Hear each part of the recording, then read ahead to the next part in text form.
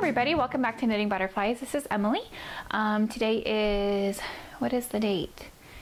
Today is Monday, March 22nd, 2015. Welcome back. I hope you all are doing really well. This is my second time recording this podcast. I recorded the whole thing and I felt like the knitting was really great for the most part, and then the photography section got completely just gone.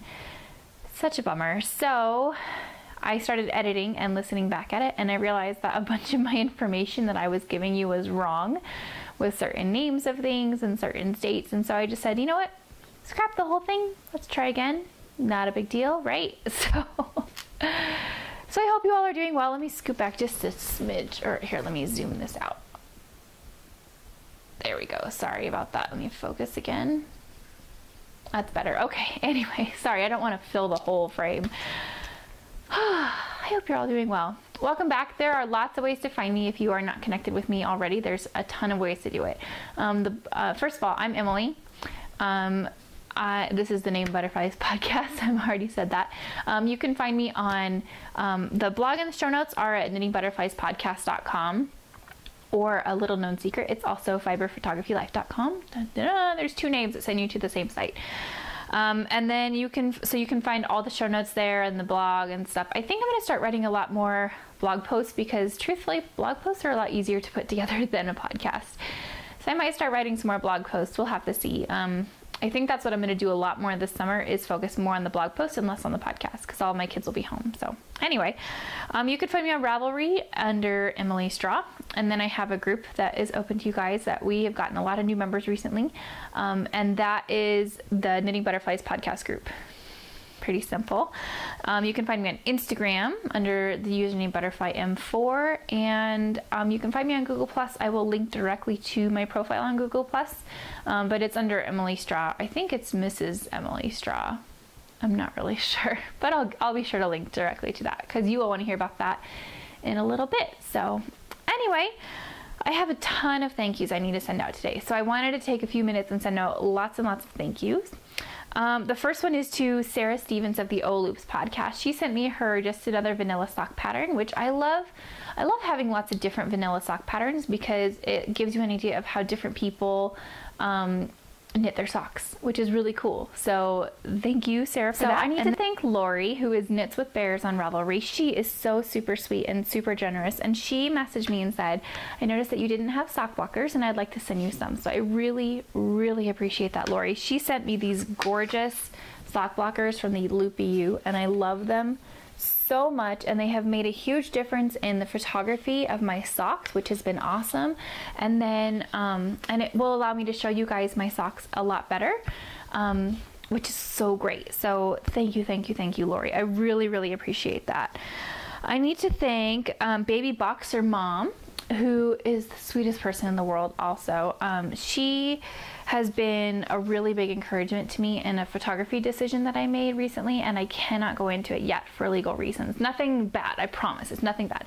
It's all really good, but for legal reasons, I can't go into what it is yet. Hopefully, eventually, after a few months of this going, I can get an interview and then get an interview done and then tell you all about it. But until then, I just wanted to thank her so much for being an encouragement to me in making this decision and moving forward with it. And through our communication, she actually sent me the Hunting Gloves pattern by Elizabeth Green Musselman, Dark Matter Knits, which is that awesome, it's that awesome pattern that's where it's like the thumb and the first finger are free, and then these three are together, and it has like this cool thing that goes up the thumb, and it's, you know, that cool picture of her husband like using his bow and arrow, which is, I think it was so awesome. I love that picture. And I do archery, and my husband has bow, and we're getting more into archery, and a lot of our friends are into archery, and my brother-in-law and sister are into it, and so I have plans to buy lots of yarn, and she knew that, and so she sent me the pattern. So thank you so much. That was super sweet. I wanted to thank Boston Jen from the Down Cellar Studio podcast. She did the awesome pigskin party knit along, and I promise, like, I don't normally enter giveaways because I don't feel like I need people sending me more stuff as a podcaster, because podcasters we can work things out sometimes and get things for you for giveaways, which is awesome. But I don't want to take away from other people for that. But with the pigskin party, I worked really hard and I wanted to enter and I won. So yay. I won this awesome bag by Prairie Bag Works. It's so cool. It's a box bag and it's covered in license plates. And I'm not gonna lie, this bag is super cool for 2 reasons. Well, for 3, I guess. 1, it's the perfect size for my socks for in the car. 2, it goes in the car because it has license plates and it makes me think of camping, which is awesome. I have camping on the brain, you'll see. And 3, my husband has this thing about license plates. He always stares at people's license plates and like makes up little like acronyms out of the letters out of it. I don't know. So it makes me think of him too. So thank you so much, Jen. And then also in that was a set of stitch markers from One Geek to Craft Them All, which are these really cute little football stitch markers. I don't think that will go in focus, but it's these really, really cute little football stitch markers. So I love them. I love them. Thank you, Jen. That was a really fun knit along. And I know that there are a ton of us who are already looking forward to next year. So that was just a blast. So thank you, Jen.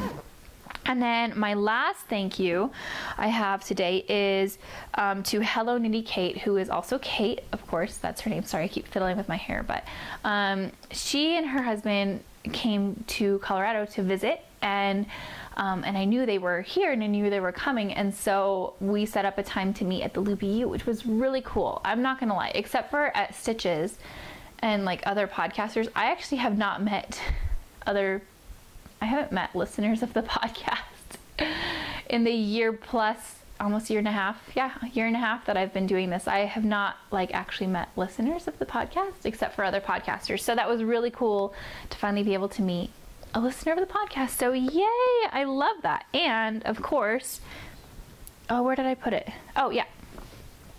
Because I went to the Loopy U, whenever I'd go to a yarn shop, I always try and support them financially as well. I don't like to just go in. So I picked up a couple things that I just wanted to show you real quick. One of them is, I picked this up for me.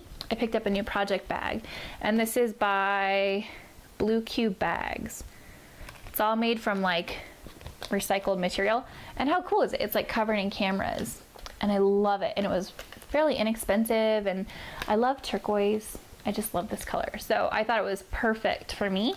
And then while I was there, I picked up another one, a smaller one, Soul Notions pouch for you guys. So I have mentioned in the past that it's been a while since I mentioned it, but we are running the Share the Love contest. And the Share the Love contest is basically where if somebody really blesses you somehow, sometimes it's buying your coffee for you, sometimes it's bringing you a meal, sometimes it's just sending you a friendly note, and you consciously decide that you were so blessed by that you want to pass that on to somebody. So then you would make a meal for somebody, or you would buy the person's coffee next or behind you, or things like that. I have felt so blessed by so many people recently. I decided it was time for me to start adding prizes to the Share the Love contest. So this is the first official prize. It's a Notions pouch. It's really cute.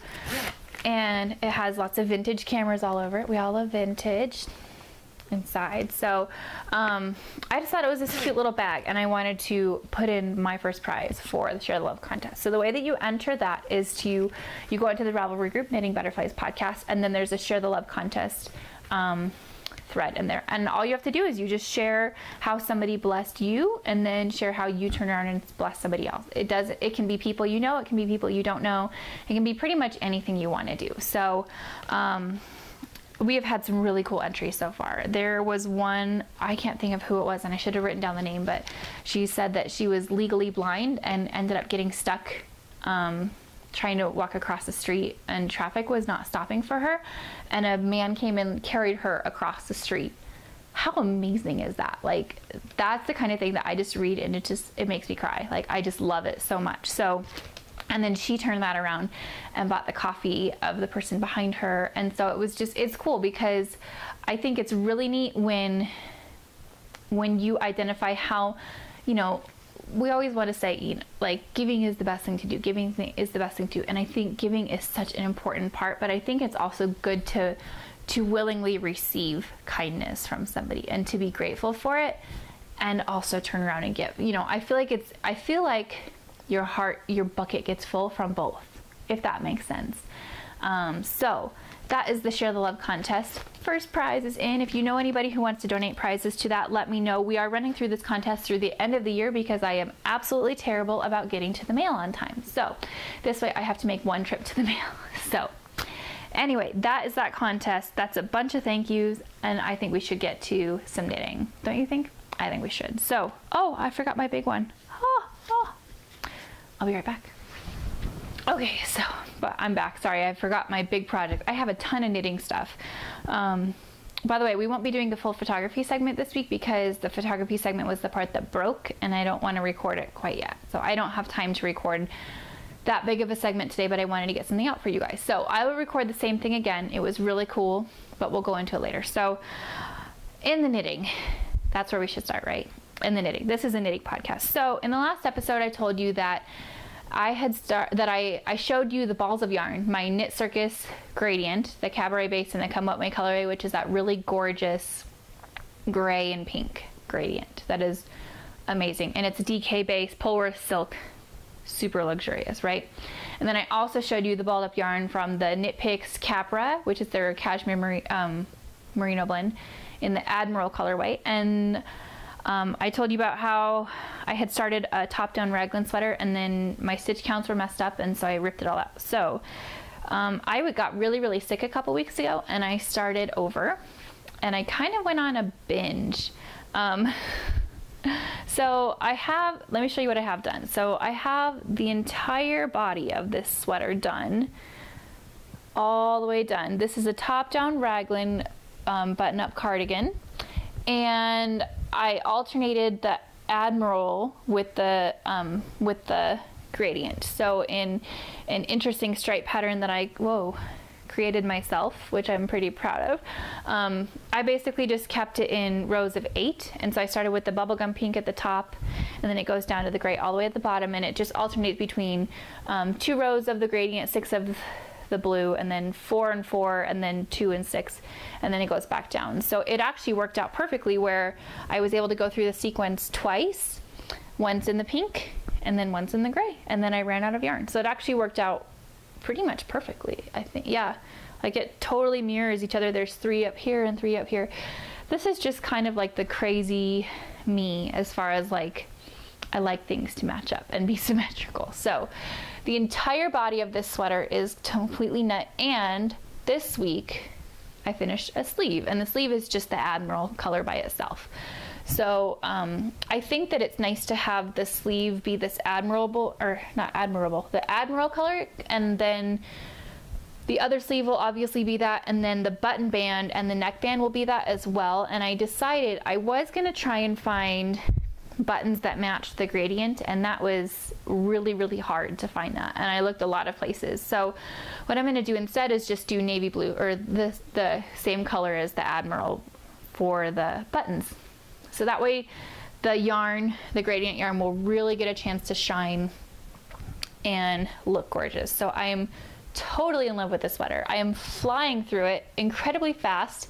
I feel like, and I even sent her a ping on Instagram, I feel like Megan from the Stockinette Zombies, because I feel like every time I watch it, she's like, sweater done, this sweater is done, this sweater is halfway done. Like, she's just amazing and knits her sweaters so fast, and I felt like I was just like zooming right along, and I felt like I was like tapping into her powers, her magic knitting powers. So this is actually a design of my own for the most part. I'm using the Knitter's Handybook of Top-Down Sweaters by Ann Budd as a framework for it, but the striping design I did, and the book is really cool because you are able to pick your bust size and your gauge, and then design your sweater based on that, which is really cool.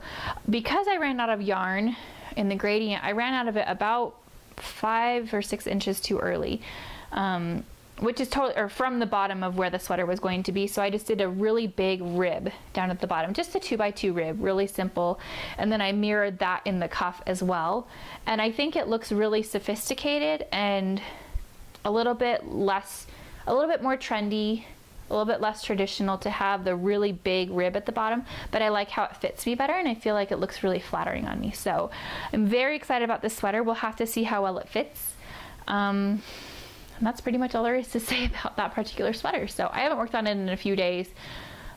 But I am looking forward to getting that second sleeve cast on. I am gonna have to, the yarn, the Admiral yarn that I'm using is yarn that I bought for my mom a long time ago to knit her a sweater, and then I didn't like how it was turning out, and I never did unravel that, so I will have to unravel that yarn to be able to finish it, because I'll run out before I'm able to finish it. So not a big deal.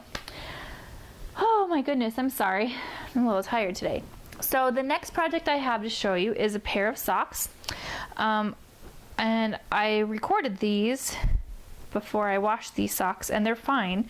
But since then, I felt kind of under pressure to have, you know, perfectly clean socks, and that's not what these are, because I've worn them a couple times since I recorded. But I wanted to show them to you anyway, because I love them so much. So I mentioned before that I kind of went on a Yarn Ink binge. Yarn Ink is a really fabulous Etsy shop that is based out of Canada, and I love her color sense. I feel like all of her yarn is like a work of art. So I bought 3 skeins from her, and this first skein is the colorway Sakura, and I think I've shown you this before. Yes, I have shown you this before. So I finished my socks. These are the Zigzagular socks by Susie White, who is Susie of the Prairie Girls Knit and Spin podcast. I love these socks so much. So like I said, the colorway is Sakura, and it is a beautiful, it looks like self-striping, but it's not. It kind of just swirls around in an interesting striping pattern, but it alternates between, there's like a line of, what would you say, like bubblegum pink and light pink and a little bit of magenta in there, and then the other block is a dark pink, like a mauve, but not like brick red, you know, like a purpley dark color with light blue in there. And it reminds me of raspberries and chocolate. Like, it just looks so decadent and just edible and delicious and beautiful, and I love it so much. So I am thrilled with these socks. That doesn't look like I thought they were felting, but they're not.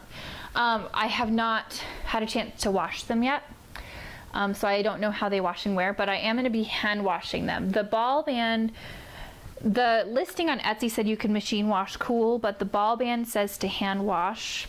So I was a little bit like, why does it say differently on the ball band than it does on the listing? And I did alert the seller to that. So, but I kind of feel like I need to start hand washing all of my really beautiful hand paint socks anyway, because we spend so much money on them and spend so much time, it would be a shame for them to get ruined. So I'm going to start hand washing these. It doesn't take very long, so I'll just do it all at once. And I have my little lingerie bag set aside with all my socks when they're done, that they go in there. So anyway, these don't look quite as good on the blockers right now because I have stretched them out from wearing them a little bit, but I'm totally in love with these socks. The yarn was really great to knit with. It was a good hand, and the socks fit really well. I love the Zigzagular sock pattern. This is the kind of pattern, so the first sock I knit in 3 days, and then it took me a week to knit the second sock, and that was only because I was sick that week. So, so they were a really fast knit. I also did a tubular cast on for the first time, which I had never done before, this pair of socks, and I love the tubular cast on. That is now my go-to cast on for my socks. I love it so much, and it looks really just refined and finished. I think it looks awesome. So that is that pair of socks. I started another pair of Zigzagular socks out of Yarn Ink.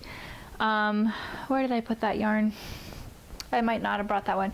I started another pair of socks out of her colorway Desert Rose, and I don't see it. It's probably out in the living room still, but that's okay. It's not a pair of socks right now because I started the pair of Zigzagulars, and if you watch on Instagram, you'll see what happened. The colorway is called Desert Rose, and it's a mix of this really beautiful milk chocolatey brown and a pale yellow and a pale pink, and it looks so gorgeous, and it's on her 2-ply sparkle sock base. And I was knitting it, and the yellow and the pink were kind of muddying together, like they were alternate yellow, pink, yellow, pink, yellow, pink. And instead of being able to see how beautiful the colors were, they just kind of blended together and made like a peach color. And truthfully, I can't stand the color peach. It drives me bananas. So I did the first sock as far as halfway down the foot, and I did the Fish Lips Kiss Heel on that one to see what kind of a difference it would make. And when I did that, you could really see the colors beautifully. And I'll even put in a picture right here for you guys. So there's that picture just to show you how beautiful the heel really looked, and then the rest of the sock did not look great in this particular pattern. So I went ahead and ripped out the entire sock. I tried it at a couple different gauges and I didn't like how it was turning out every time. So I am, that yarn is balled up for now. It's not in timeout. It's gonna go marinate for a while until I can figure out what I want to do with it. So I haven't decided if I want to knit a shawl out of it because I don't really wear shawls a whole lot and I don't think the color would look flattering on me. I think I do want it to be socks of some kind, but I'll have to think about what kind of socks I want it to be. So anyway, so there's that. But I went ahead and took out my third skein of yarn ink. This is a lot of knitting in 3 weeks. This is like 3 weeks worth of knitting. I took out my third skein of yarn ink, and this is a colorway called Twisted Earth, and I love this. Again, these socks knit up so fast. The zigzagular socks are my favorite pattern for socks right now because they go so incredibly fast. They're completely potato chippy.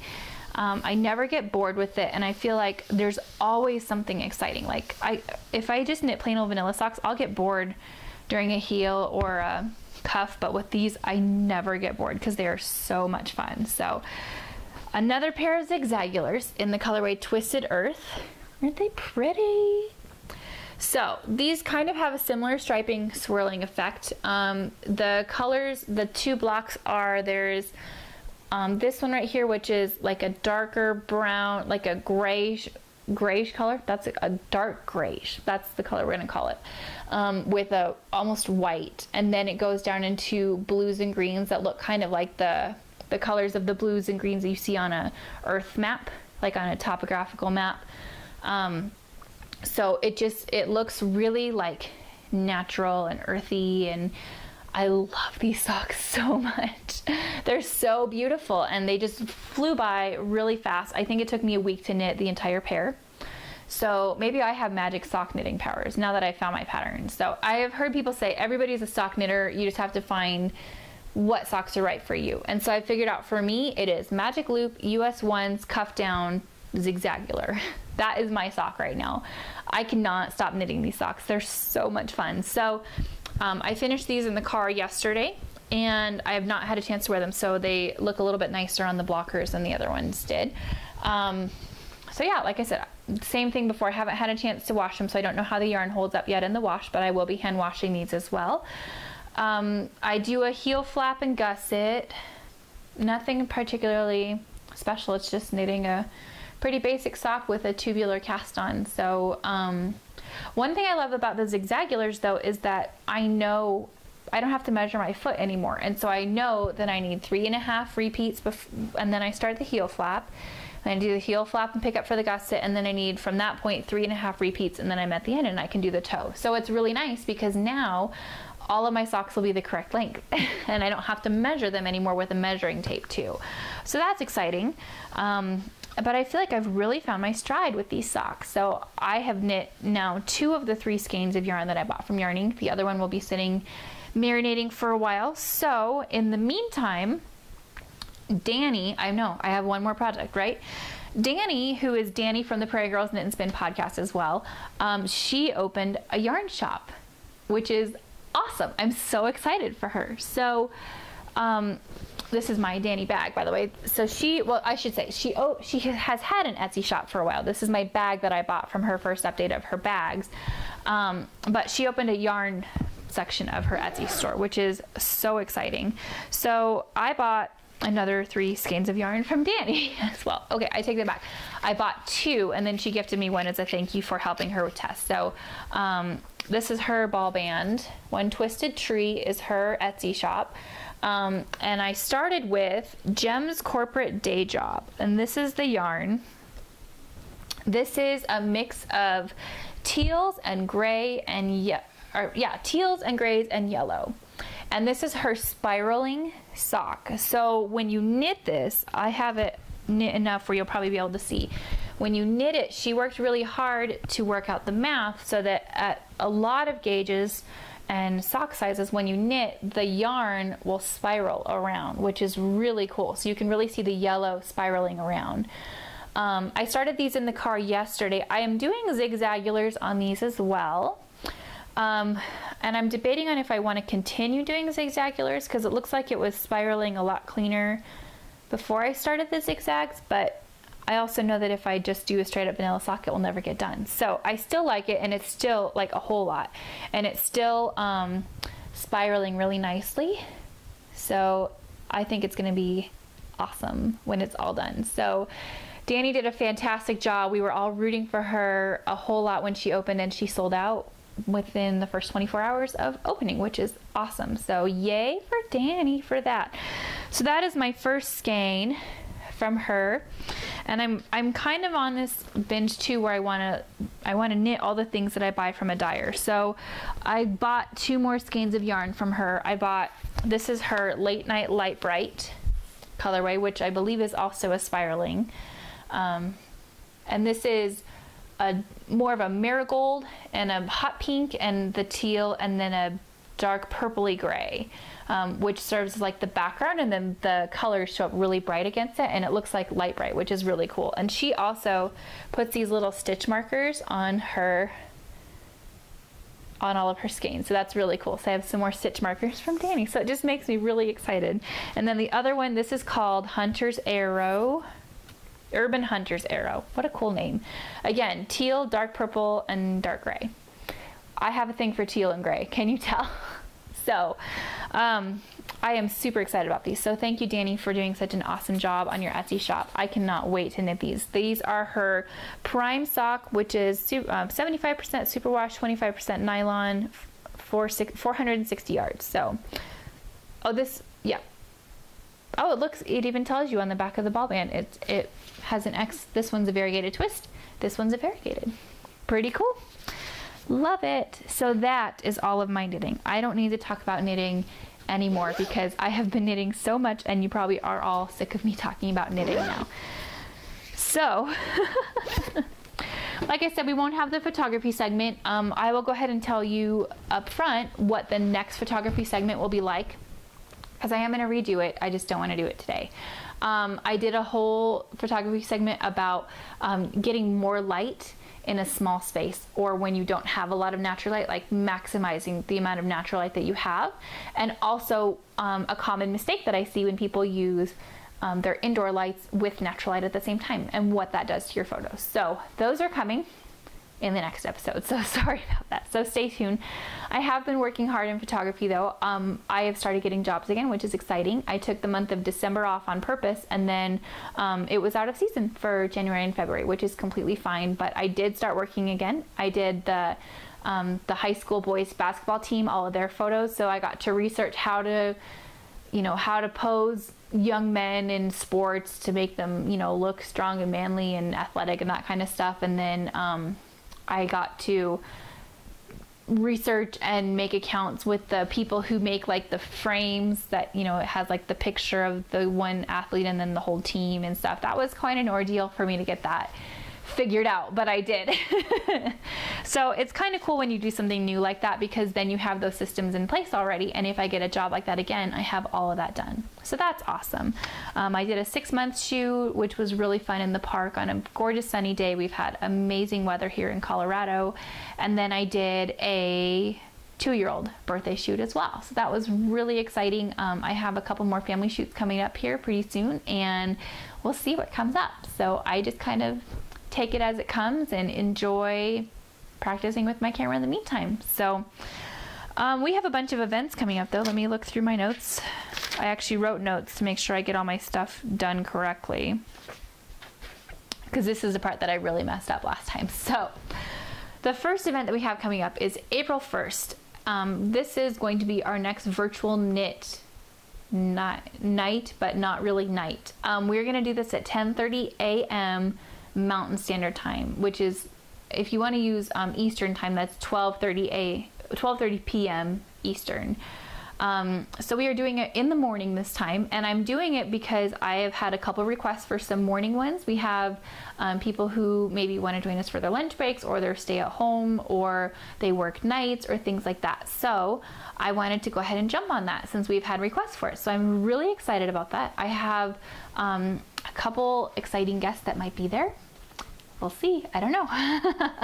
So that's, again, April 1st at 10:30 a.m. Mountain Standard Time. If you want to join in, go into the Ravelry thread for VKNs. Click on the profile link that I'm posting on there. So that goes directly to my profile, so you don't have to try and search for me, and add me to your circles and ping me either through Google or through Ravelry and let me know that you want to come. That should be a lot of fun. The next event is the Interweave Yarn Fest. This is April 16th through 19th at the Ranch in Loveland, Colorado. It's the big event center, and from what I understand, this is the first time that Interweave is doing this event, but I'm not really sure. But it should be really fun. There's a ton of classes, but a lot of the classes are full already, and there's going to be a great market. So I will be at the market most likely on Saturday, quite possibly on Sunday as well.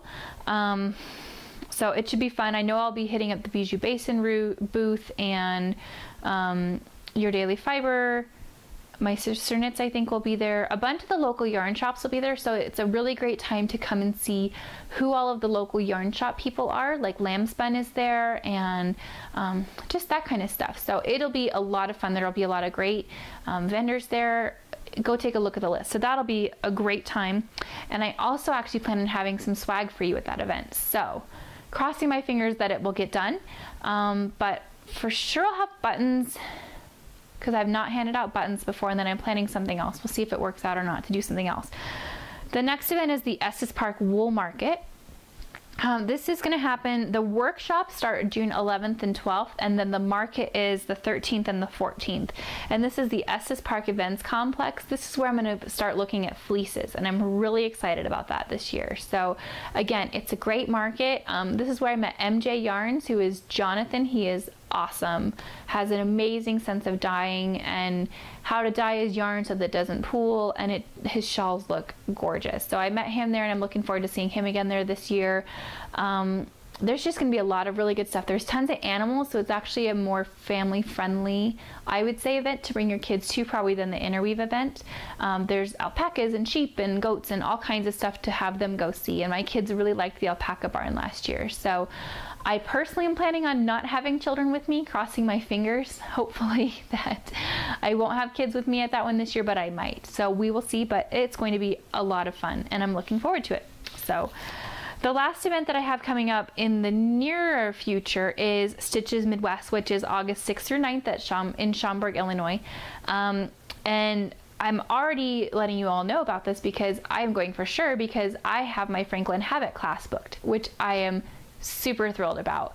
A bunch of my friends and I have never known ahead of time when the signups opened, and so this time we actually knew, and at 8 o'clock in the morning my time, I was on the internet and signing up for my Franklin Habit steeking class. So I'm taking the steeking and zippers class, and it filled up that day. So apparently it's a high demand class, but this is something that I have watched YouTube videos on over and over, and I don't feel confident enough to actually try it. So I'm gonna have Franklin, who I totally have a knitting and photography crush on him, go hang out with him for 3 hours and cut up some yarn and stick a zipper in it. So that's going to be like the best class ever. I'm super excited about it. I know at least one, maybe two of my friends is taking it as well. I know Michelle from Actually Knitting is taking it, and I think Christy from Innocent is taking it as well. So that's going to be a blast. But we will also be at the market Friday, Saturday, and Sunday. So we'll be there all 3 days. We'll be at the podcaster meetups. We'll be at a ton of stuff. We're staying at the hotel. It's going to be a blast. So yay for Stitches Midwest. So if you are coming to any of these events, let me know. Let me know. I want to see your face. I want to say hi. I want to give you stuff, free stuff for you guys, right? So let me know if you're coming to any of those events. So I hope to see you then.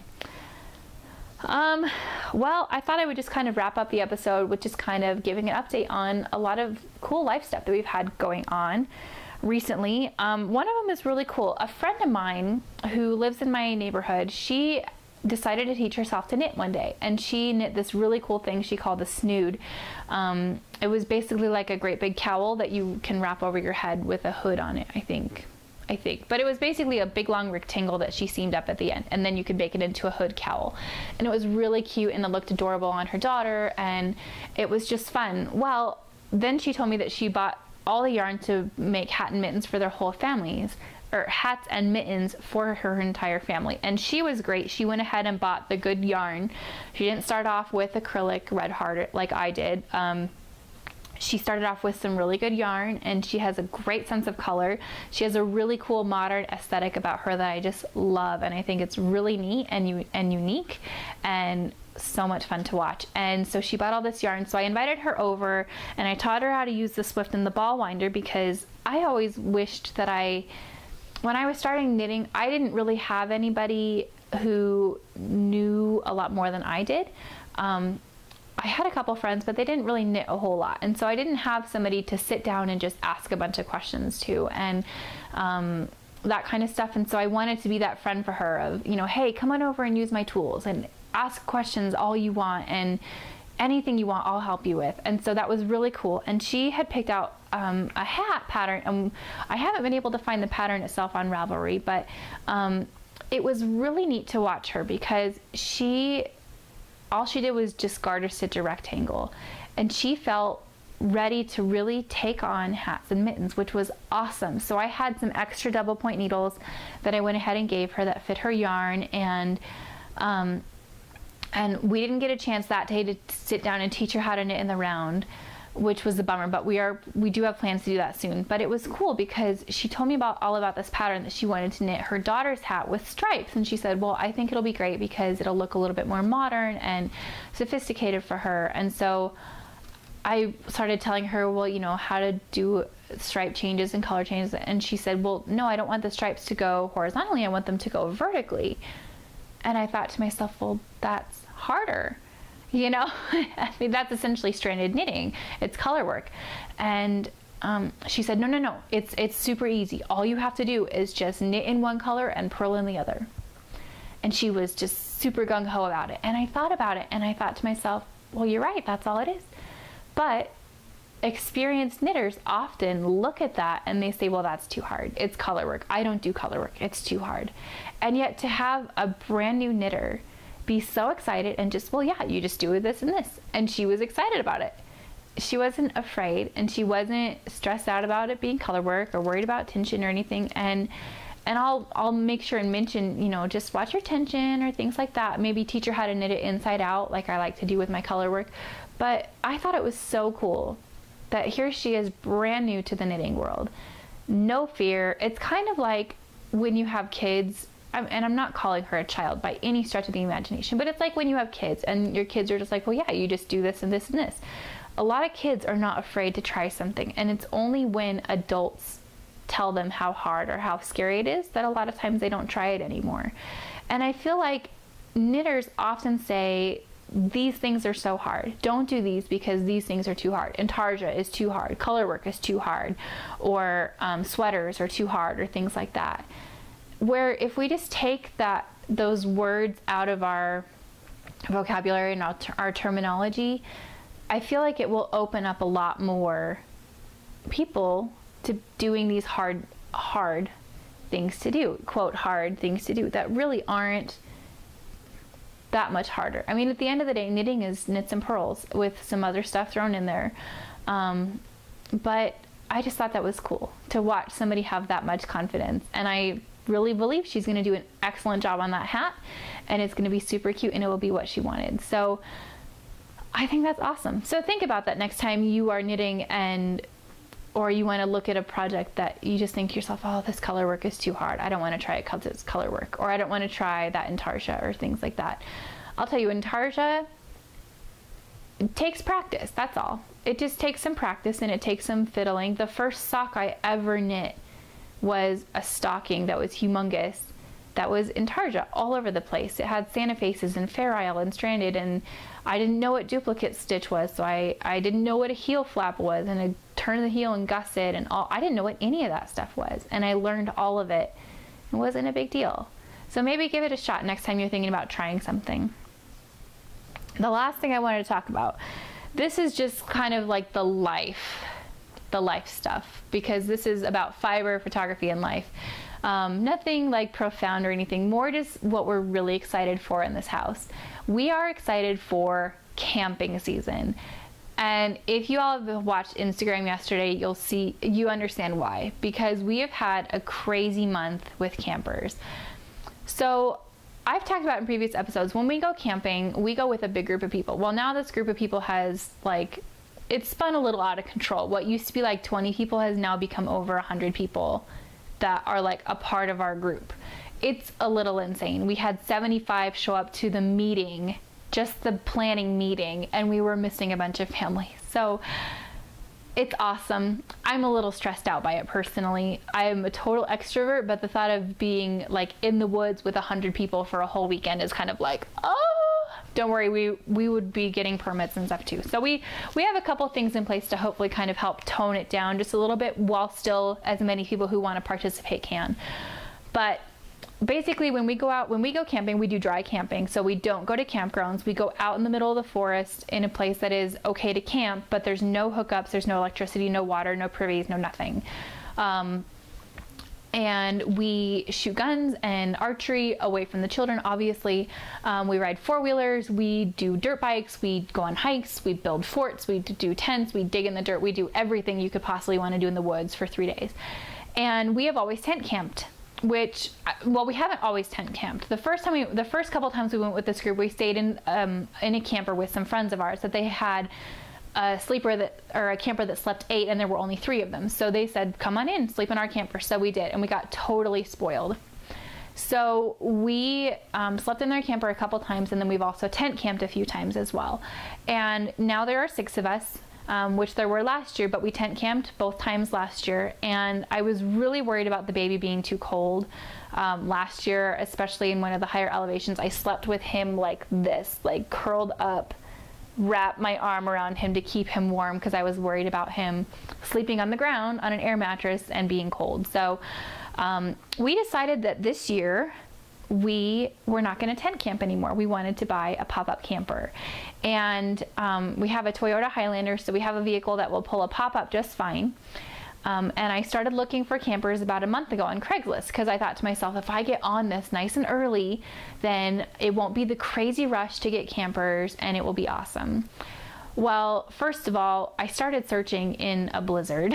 That was when Colorado had its crazy blizzards, not as bad as New England and stuff, but still really bad blizzards and stuff. So every time I found one, people would say, oh, I can't show it yet because it's snowing. And I agree, we didn't want to go see stuff in the snow and things like that. So I eventually found this one north of Denver, and we had gone to go see a couple other campers that same day. One of them had sold before we could get there. One of them was not ready for outside. It was like a wooden camper that wasn't weatherproofed at all. So that wasn't going to work for us. So we went and we found this other camper, and it was only $600 for this camper, and it was really big. It had 2 full beds in the wings, and then it had 2 dinettes that folded down into beds as well. So we were like, oh, this will be perfect. There's a sink and a stove and a fridge and a furnace and all this stuff. And we're like, this is going to be awesome. And we're gonna camp in this thing all the time. So we went ahead and bought it, even though we knew the crank system was broken in it. And we brought it home and we took it to the shop, and the shop, first of all, it took forever to find a shop that would work on it because it was 40 years old.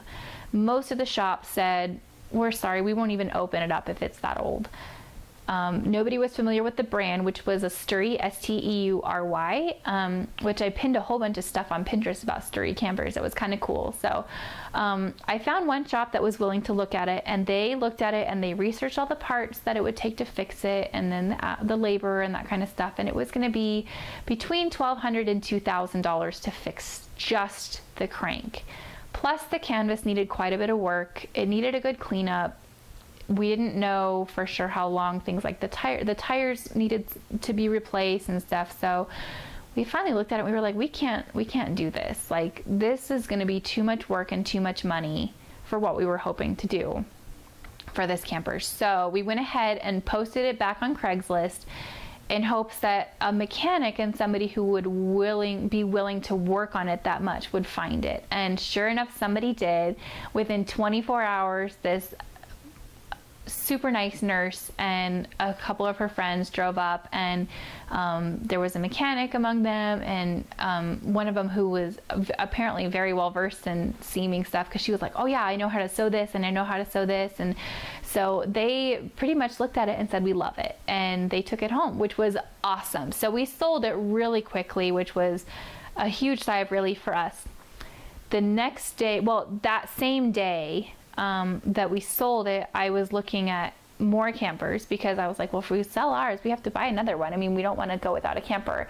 We found another one in Wyoming that I had talked to the owner a couple times. And the thing is that, you know, there was a big difference between looking at campers a month ago and now. A month ago, you could say, today is Wednesday, can I see it Friday, and it would still be there? That's not happening right now, because we are in season for buying campers right now. And so campers were getting snatched up within 12 to 24 hours of being posted. And this one camper, we found it on Friday night on Craigslist. And I contacted the owner, and we had plans to go up on Saturday. Well, then we ended up selling ours on Saturday and we couldn't make it. And so I said, you know, we can't come today, I'm really sorry, but if it's still available tomorrow, we'll come and see it. And the owner ended up saving it for us. He got several calls about it and saved it for us. It was in our budget, and we went up and we saw it, and we fell in love with it. It's the box is not quite as big, which is a good thing, because the old box was really big. But the bed's on it, so it has a full-size bed that the kids will sleep on, 2 of them, and then a queen-size bed that my husband and I get. So we get a bigger bed than we did in the old camper. And then it has the dinette that folds down into a full-size bed, and then it has another big U-shaped bench that folds down into another full-size bed. So there's lots of room for us to sleep. It still has a sink in the stove and the furnace and everything like that. A little bit of storage under the benches and all that stuff. The canvas is in perfect shape. The screen had one patch, and then it needs one more, but the screen is really easy to patch, and that I do know how to do, thank goodness. So that's an easy fix.